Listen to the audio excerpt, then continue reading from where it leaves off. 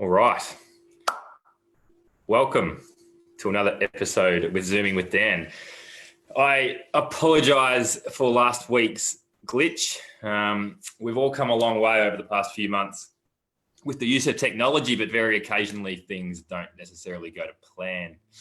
And most annoyingly, it's often when you're totally reliant on everything working for you, like the case last week. But we're here now. Going back and forth.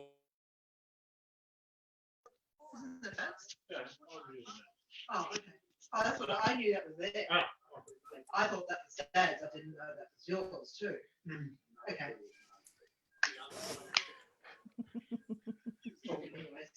Yeah, it's working. It's not working. Most annoyingly, often when you're totally reliant on everything, like the case last week.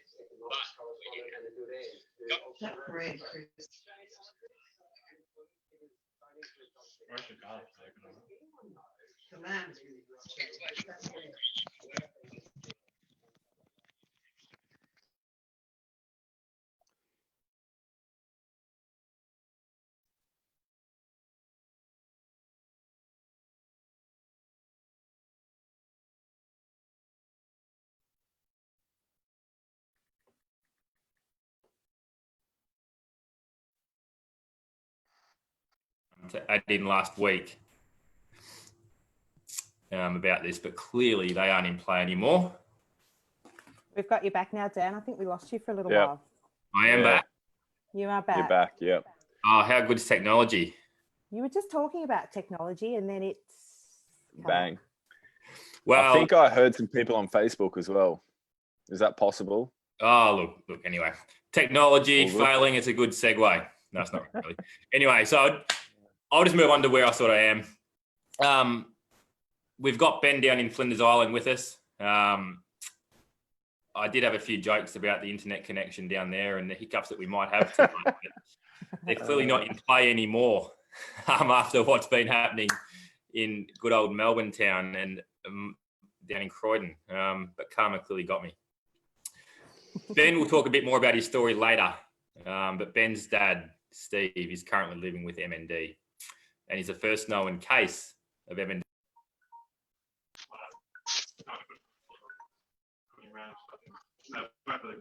Yeah. Copies of it.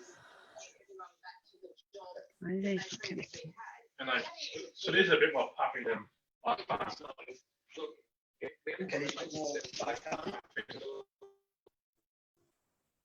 All right. You should have me back. We've got you back again. You're back now, yeah. See, I won't go where that went. How good is this? It's not the Tasmanian connection. We need to point that out. No, I can assure everyone this is my connection and a bit of a headphone issue, which I don't have any in, so don't ask. Bit of a Bluetooth thing. Anyway, as I was saying, I had the privilege of being introduced to Ben over the phone 3 weeks ago now. And it was a privilege for me. And I was absolutely moved by the story he did tell me about his dad's journey so far with this disease. Along with Ben, I've also got Emma with me. Emma is one of 2 MND advisors that provide critical support to all Tasmanians living with MND. Jenny is the other. Jenny's based out of Hobart, and Emma Launceston, I think. I get that wrong. Thank you. Good job. Emma is one of our newer advisors, but she has made a huge impact very quickly. She works incredibly hard, has a big and warm personality, and really connects with all families she works with. Emma is one of those people that everyone loves, and she's fitted into our team seamlessly. And I think we all enjoy catching up via Zoom each week with Emma down there in Tassie. Our 2 Tasmanian advisors work with the 30 plus people currently living with the disease and their families, as well as all the relevant local service providers and allied health professionals. The people living with MND in Tasmania are certainly in great hands. As with all episodes, please utilise the comment section to ask any questions or pass on any remarks you may have. I do promise from now on that there will be no technical glitches, so feel free to ask away. We certainly encourage engagement. I will pass over to Emma now, and yeah, if Emma can talk through you and your role, and what you do with us at MND Vic/Tas. Okay. Thank you for sharing your limelight with us poor folk down here in Tassie, Dan. We appreciate it. We do appreciate it. It's really good to highlight the work that we're doing here in Tassie. I have been working with MND Victoria for, it's close to 8 months now, as an advisor and a support coordinator. I'm also a registered nurse and still work as a registered nurse as well. I cover the north and the northwest of Tasmania, so I have around 18 to 20 people that I support and advise living with MND and Kennedy's disease in that area. And I work closely with Jenny, who's based in Hobart as well. We also work really closely with MND Tasmania as well. So we have lots of financial contribution. We have a communication equipment library up here in Launceston available to all of Tasmanian clients as well. In terms of my role, I guess it's the same as other advisors that have been on Zooming with Dan, but we help provide advice, support, information to people living with MND and Kennedy's disease. We link them in with the services that they need, equipment that they need, and just kind of go on the journey with them. So for me, it's been the best 8 months. It's the most rewarding job. I never, ever imagined that I'd be doing something that I love so much. And everybody that I meet, it's just, really rewarding. It's a common remark we hear from all our staff, and I think that's it's really cool. From all of us internally can hear that the advisors love their job so much. I know I proudly say I think I've got the best job in the world, but I know that everyone feels the same way, which is a really cool workplace. It's really hard. Be involved in. I work 3 days a week, so I work Monday, Wednesday, and Thursday, and I find it really hard. And Eric Kelly, my team leader, tries to enforce the message not to work on my days, that I'm not meant to work, but it's really hard not to, because I really love it and I hate not getting back to people. And I always tell people I don't work at these days, but yeah. I love it, the passion. Yeah, yep. Ben, as I mentioned earlier, we've got you down there in Flinders Island. Yep. I think you've got a very unique story, but how about you just let us know a bit about you and what you do down there with the family, and how you've landed in this MND space through your dad's short journey so far with MND. Okay. Hi, everyone. I'm Ben. I moved to Flinders Island probably about 3 years ago. My father moved here about 6 years ago to semi-retire, and he can't sit still, and he started a bit of an essential oil distillery down here, doing a lot of trials with a lot of native plants that grow all over the island, in much like a weed-like presence. So thinking on the sustainable arm, he tried to see where there could be an alternative industry apart from fishing and livestock on the island. So every trip I came down to visit ended up being a little bit longer and a little bit longer. So he asked me to come down and help him. And I made the move, and I'm glad I did. It's a beautiful place. It's a very unique place. But that's how I end up on Flinders Island. So working with Dad, working with family is very challenging sometimes. But it's in the same way, it's awesome, rewarding. We've become a lot closer because of that. And after everything that happened so far with the diagnosis and that, you sometimes think, is this what was meant to happen as well? Like, I was meant to come down and spend some time with him, and now I can hopefully give back a little bit and help him through this. So the story, I suppose I haven't heard too many stories about other people with MND and their diagnosis. All I had heard about MND is, I think, on Suits. there was an episode about it, and the ALS Ice Bucket Challenge, which most people would have heard about it. Since diagnosis, I found out a lot of athletes, football players, and that have suffered from it as well.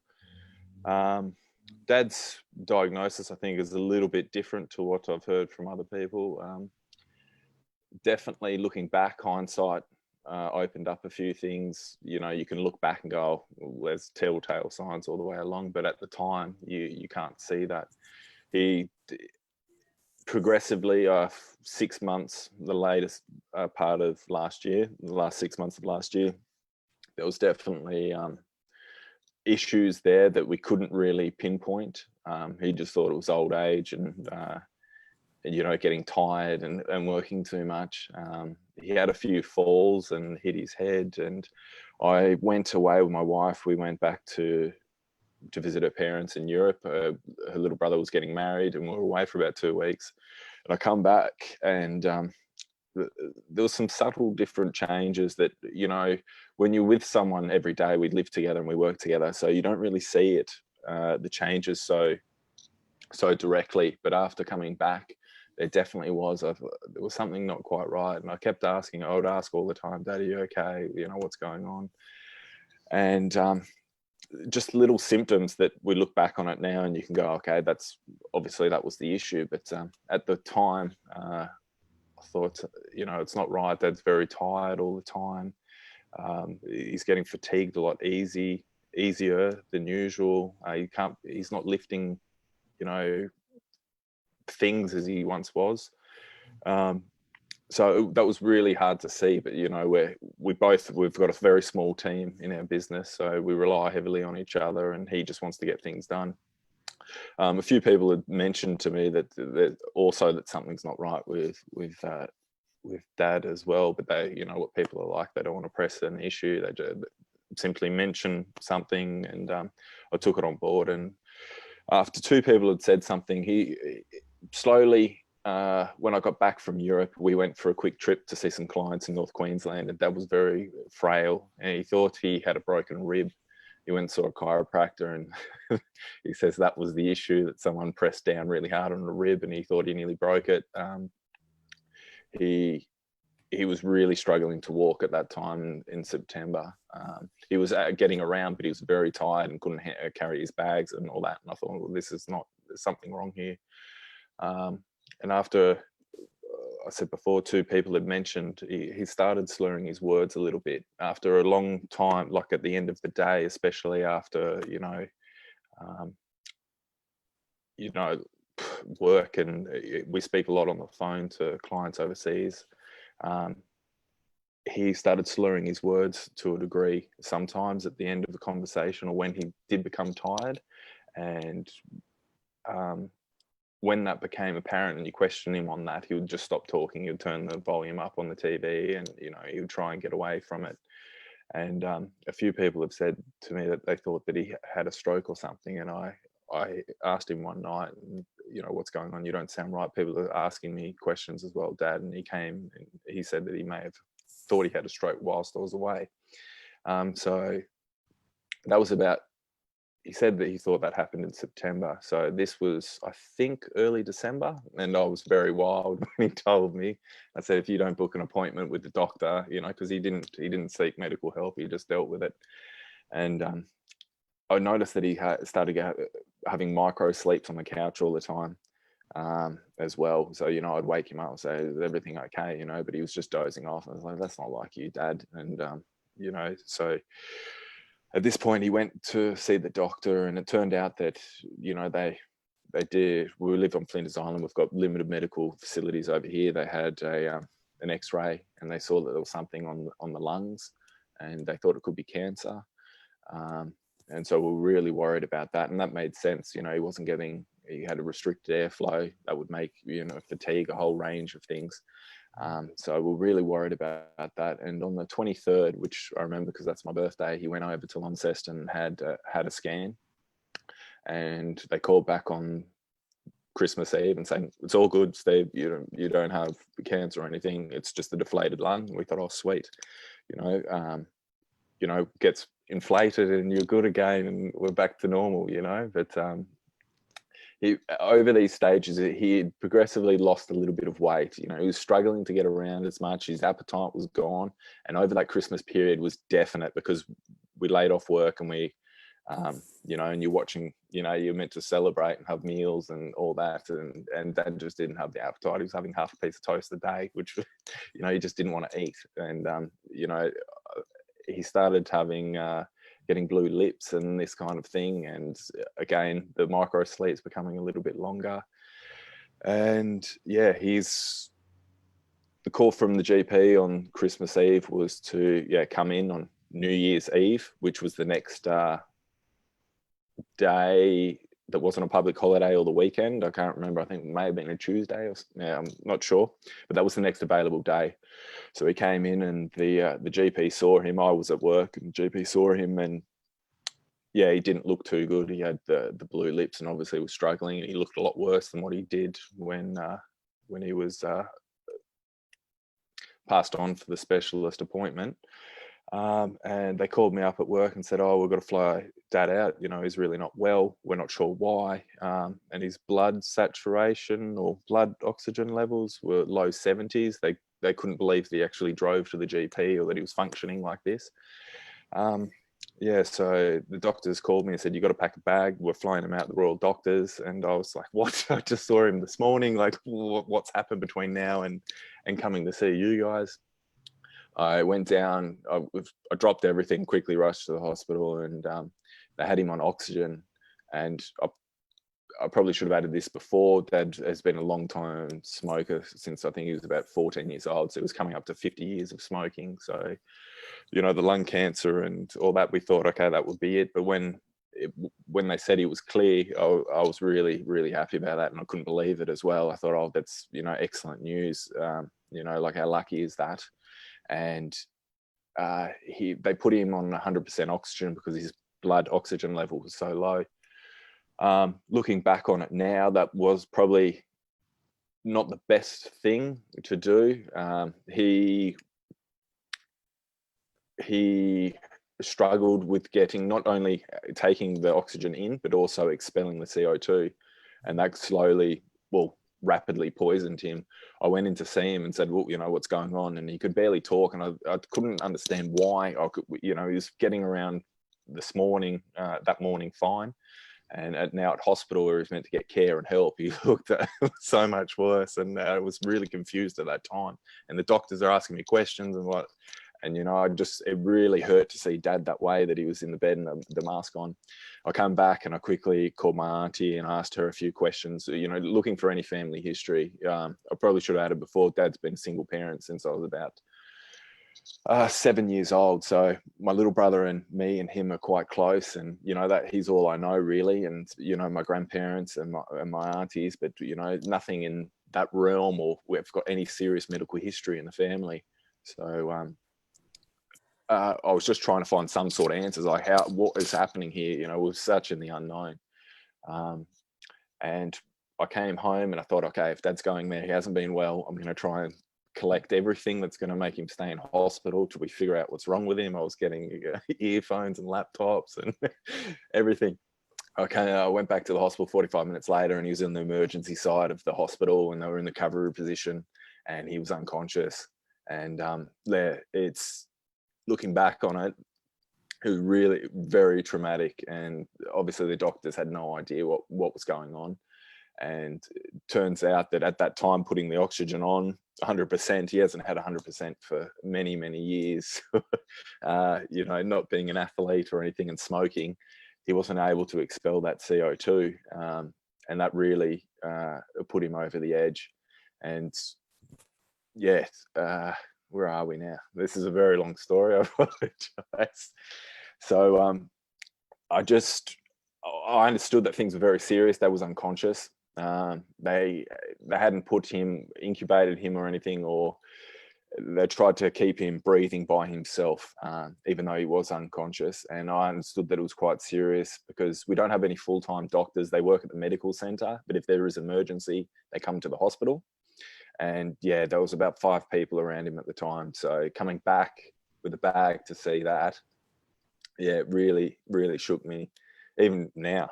And for the doctors to be saying, there was two of them at the time, and they had the hospital director there overseeing things. I knew that, oh shit, I probably, I probably should have spoken to Dad more, and I didn't know that he would be unconscious when I come back just from getting a small bag, but they kept stressing how serious the situation was and how seriously ill Dad was. And yeah, very, very stressful at the time. So we waited for the flying doctors, which took a long time as well, because of Dad's state, they needed a doctor to come over. And I think they had planned already to incubate him because of the breathing and being on the plane. They were nice enough to let me travel with him, so I got to sit in the back of the plane. But over that period, it wasn't a short time. I think they called me at 11:20. I think we flew out of Flinders Island about 4:30. So it was a very long time just, walking in the hospital, freaking out what's going on, because no one had any answers. And the plane was late as well, because of the wait for the doctor to come over. And in the meantime, my little brother was coming down. This happened on New Year's Eve. My brother was having his first trip to Flinders Island. He was meant to arrive on the 3rd. So he had flights already booked for him and his family.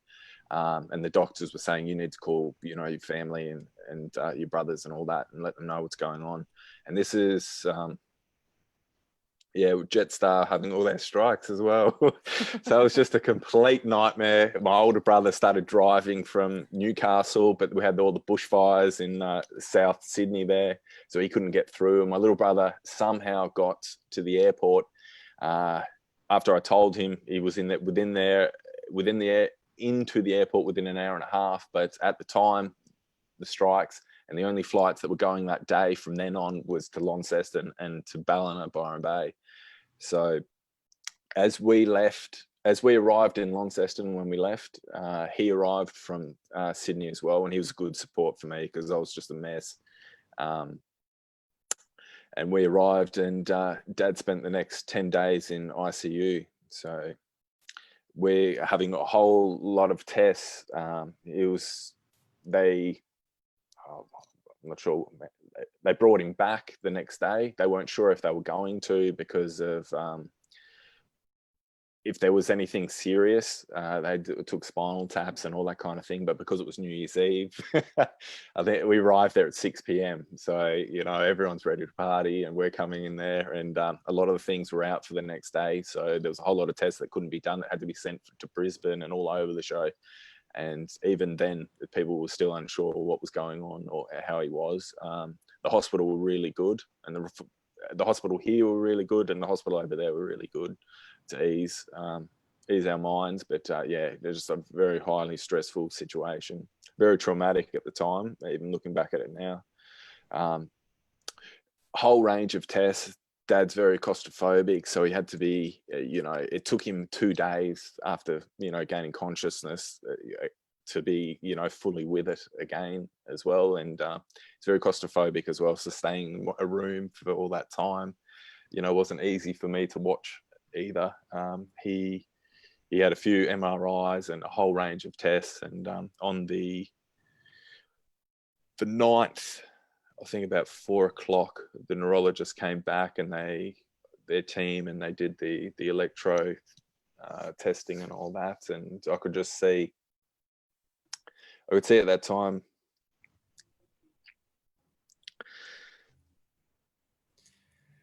Sorry. I'm just going to interject here for a tick. And Ben, for those watching, I know has really struggled to talk about this. So I think it's, for us, it's amazing to hear you being so open and candid. And I the way you've described it already, but the way we've spoken on the phone, that period between that Christmas and New Year, I can't imagine. And there's not one, it's so unique. We put it on at Christmas Eve, living on Flinders, you're pretty spoiled. So there's crayfish, there's prawns, we fish, it was all on. And see Dad, he was trying to enjoy it, but he couldn't, he just had no interest. That appetite was totally gone. But yeah, it was a big struggle. But yeah, just going back to that testing, just I could see the look on the lady's face that was overseeing it. There was a gentleman and a lady doing it, and I could see the concern on her face. It was almost, okay, there's something here, and it was just a telltale sign. And yeah, the neurologist came back within 15 minutes and gave us the diagnosis.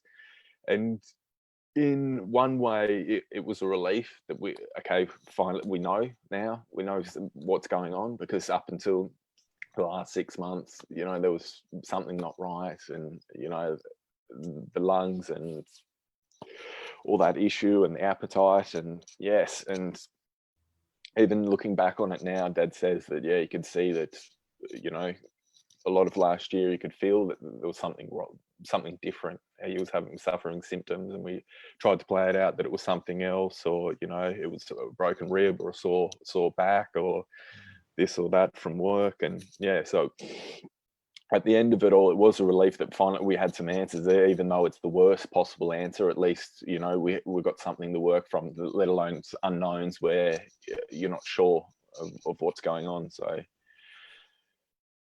yeah, that's it. I think I covered everything, I hope.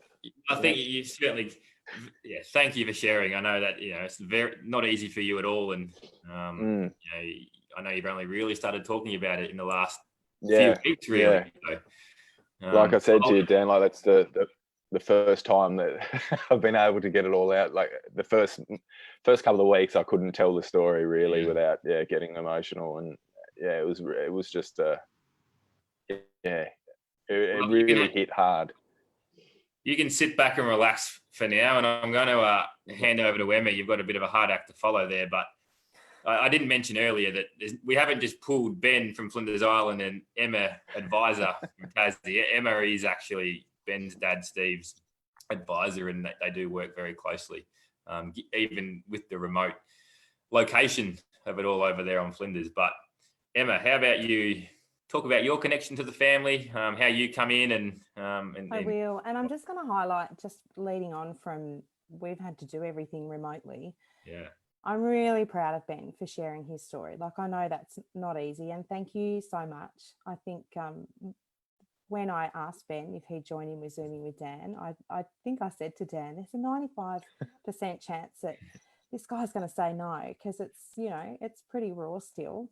And he said yes, and we really appreciate it. And you're so brave sharing your story, and you tell it so well. Thanks, guys. But I just want to highlight, doing it remotely like this, like I just wish that you were here and I could give you a big hug and your whole family a hug. And that's one thing that we don't get to do, is we don't get to see each other in person. I think we have once. I've met your dad twice. So obviously Steve was registered with MND Victoria. MND Victoria cover Tasmania as well, so with the advisor service. And I managed to meet Ben's dad, Steve, quite briefly in Launceston when he was on a quick trip over for a couple of appointments. And usually when the appointments happen, when he's over, they're all in a row at the LGH. So I caught him on the tail end of that. Prior to that, I'd spoken to Ben and Steve over the phone. I'm not sure if you know, Ben, but you guys were my first new diagnosis as well. So I kind of really rode that wave with you. And I guess you rode it with me as well. Like, it was all really new for me, all of those emotions and questions and things like that you had.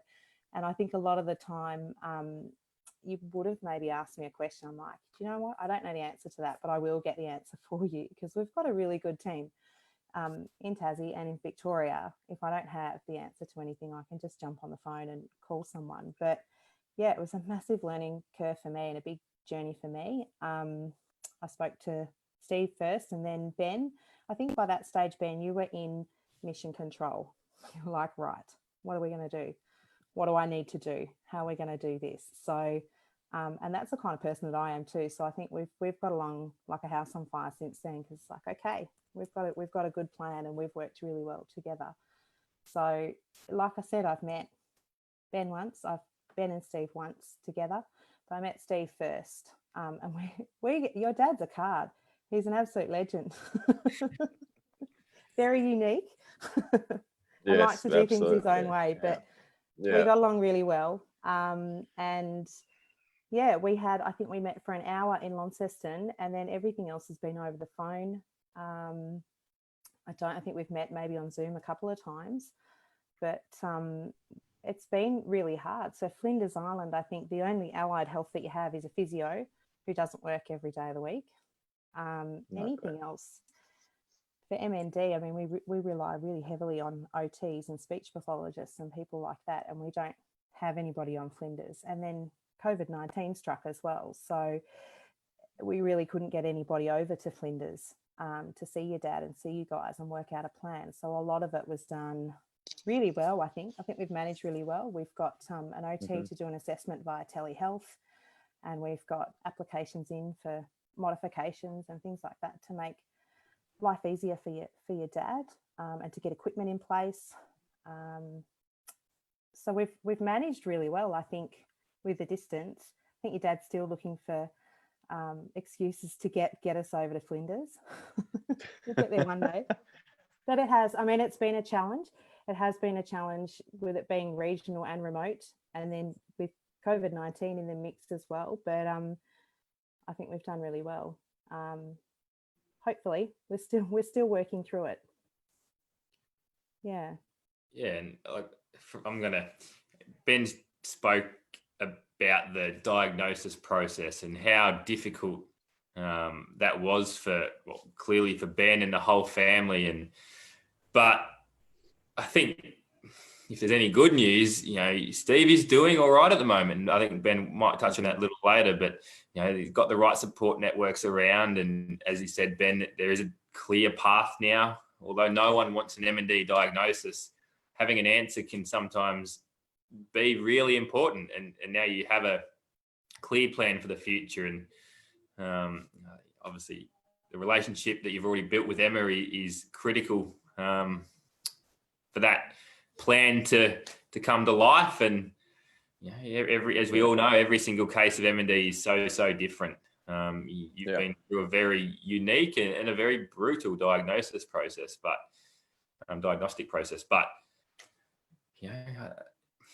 there's a bright side. You've come out of that, and now you're living your life back on Flinders Island. And for me, to see the relationship even really well with Emma and with you both is really heartwarming. And I guess all our advisors are currently dealing with this COVID situation and dealing with Zoom hookups and all sorts of non-face-to-face interaction. But in your situation, Ben, I guess exemplifies that with you've got COVID and you've also got the remoteness of Flinders Island. And as I mentioned at the start, if I didn't have the technical issues, I'm not sure if you heard me or not, but it's the first ever case of MND on Flinders Island.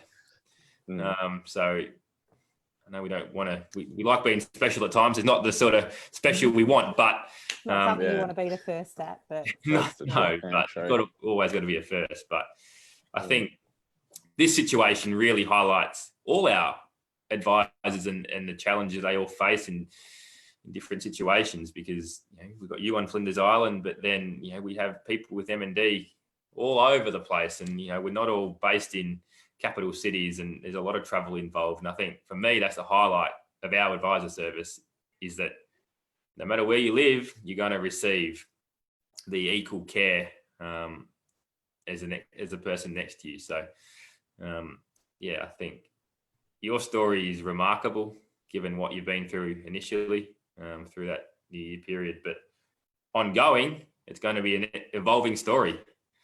And we hope that's true. Things stay in place, and Emma, I know, will continue providing that care. But how about you talk through Emma's role so far? We definitely hope it'll be a long relationship, but talk me through what Emma's done for you and the family so far. Initially, I got some very outdated information at LGH. I think the newsletter was from 2014 from MND Tasmania, and I thought, they said that I should get in contact with someone, learn it.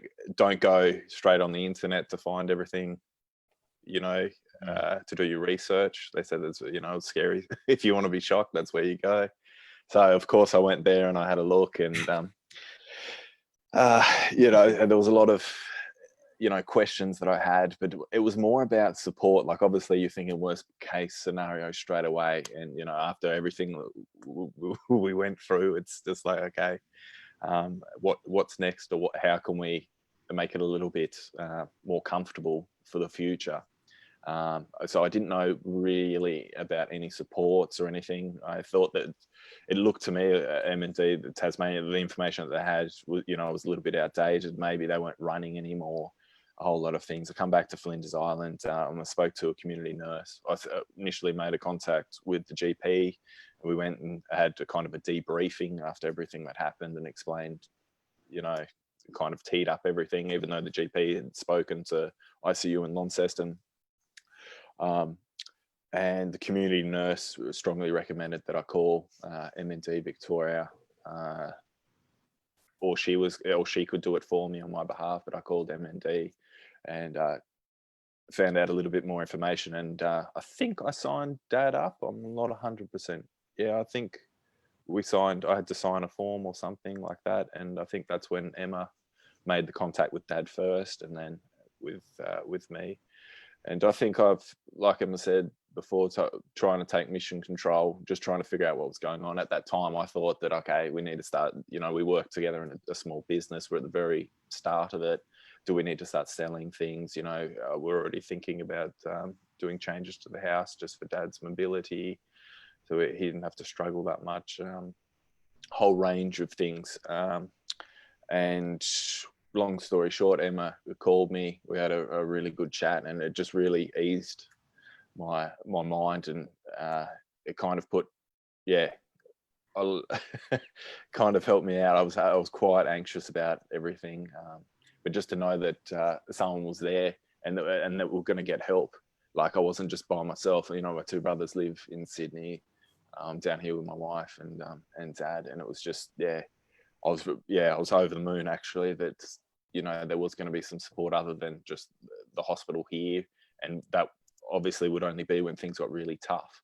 So Emma gave us kind of like a lot of information, and a process of how things can progress forward, and how we can start, you know, implementing things for later if things do get tough. Currently, Dad has a really good OT that's done a lot of assessments just over the house. I think we've got a chair just for easy access for him to get in and out. I think that's just arrived. We haven't seen it yet, but I was about to say, yeah, I the think OT. it's over the Bass Strait somewhere. Yeah, it's here. And that's, you know, just little things like that. Dad has got a habitual laying on one side and favouring one side, which is obviously not helping with his airwaves and the lungs. But that's how you've always been, you kind of just tend to roll to that side. So this chair's going to help in that aspect, and also making contact with speech therapists. So a lot of little placements to help. Like the OT and the speech therapist, just to keep an eye on things and act when needed. Dad's been really lucky since coming back. He's put on a lot more weight, which I think in ICU they didn't think that was going to happen. They were very worried about that, and his symptoms are quite mild at the moment. They haven't really progressed as much, so we're really lucky in that aspect. And it's just trying to be more organised for the future. Yeah, if that makes sense. Yeah. Is he still working? I bet he wants to. He wants to. Yeah, he tries. He's not as much as he did. He still speaks on the phone on my behalf a lot of the time, and also coming to the distillery and, you know, keeping an eye on things, he likes to say. He likes bringing us coffees and treats and those types of things. So he still wants to be active, and still being involved is very important. It's very important for him, and also important for me, I guess, in a way too. Yeah. Look, I reckon that's a pretty good place to leave it tonight. We've certainly heard it. It's been a bit of a roller coaster story that you've told, Ben, and which is the reality of the whole situation. We started off with that, really hard diagnosis throughout the end of last year and early this year. But, as you said, and Emma said, that the supports are now in place, and it's great to see the equipment's getting across Bass Strait and over to Flinders Island, and that's a service that will continue for hopefully many, many years. I think finish that story on a bit of a high, that your dad is still working and enjoying life and as much as he possibly can. And still active. Yeah. Which is really, really, really great to hear. And for me, I didn't know it was Emma's, your first new case. So that bond, forever. We didn't either. It sounded like you're speaking from experience. You don't really want to make it like, oh, you're my first, but it was. I don't think that would have helped my anxiety at all. I don't think so. But it was you guys have helped me just as much. So it was. I love it. All right, well, thank you both so much for your time, and Ben, I'm very glad that satellite internet has held up. I can't say any more. So I don't think it was our internet that we were worried about, Dan. Emma, you can go back to that empty glass of wine, I'm sure. And once again, thank you, and thanks for sharing that really detailed story. No problem. Good night, all. Thank you. No problem. Good night, guys. Thank you.